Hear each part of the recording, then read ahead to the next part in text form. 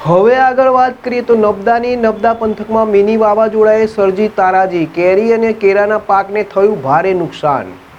નર્મદા જિલ્લો 43% વન વિસ્તાર ધરાવતો જિલ્લો છે, જેમાં મુખ્યત્વે લોકો ખેતી પર નિર્ભર છે।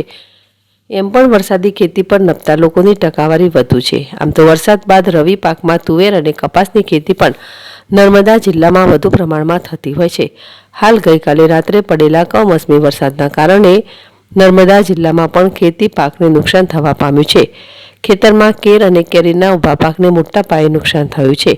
નર્મદા જિલ્લામાં 10,000 કરતાં વધુ હેક્ટર જમીનમાં જ કેરાનું વાવેતર હતું, જે જમીન દોસ્ત થતાં ખેડૂતોને રડવાનો વારો આવ્યો છે। સાથે સાથે હવે હાલ કેરીની સિઝન છે, ત્યારે નબદામાં અનેક ખેડૂતોએ આંબાવાડી કરેલ છે, જે કેરી પણ આંબા પરથી જમીન દોસ્ત થઈ જતા હવે કેરી લોકો માટે ખાટી લાગશે, કારણ કે કેરીમાં પણ મોટું નુકસાન જોવા મળ્યું છે। ત્યારે વારંવાર જે ખેડૂતોને નુકસાન થવાથી ખેડૂતો પાયમાલ થવા માંડ્યા છે અને હવે સરકાર પાસે પણ વળતરની માંગ કરી રહ્યા છે। દીપક જગતાપ, જેડેશ ટીવી, રાજપીપળા।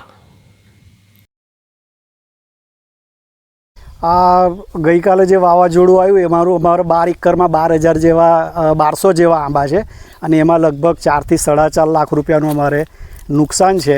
અને સરકાર પાસે આશા રાખીએ છીએ કે સર્વે કરીને જે કંઈ નુકસાન થયું છે એમાં બનતી ભરપાઈ કરે તો અમારે થોડું સરભર નફો તો ના થાય પણ ખોટ પણ ના જાય, એવું નહીં નફો નહીં નુકસાન જેટલું થઈ રહે તો પણ ખેડૂત ઊભો રહે ને આગળ ઉત્સાહિત થઈ અને ખેતી કરતો રહે એવા સરકાર પાસે આશા રાખીએ છીએ। ખાસ કરીને કેટલા આંબા છે આ એરિયામાં, કેટલા આંબા છે અને કયા કયા બીજા અન્ય પાકોને બી નુકસાન છે?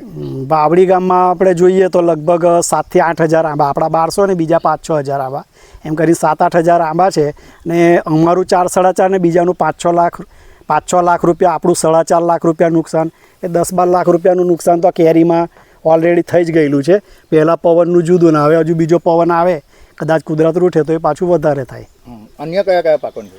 અન્ય પાકોમાં આપણે અહીંયા આગળ વાવડીમાં તો મોસ્ટલી કેળ જ છે, પણ આપણા નર્મદા જિલ્લામાં શેરડી પણ છે અને આ કેળ છે અને આંબા, 3 પાકોમાં નુકસાન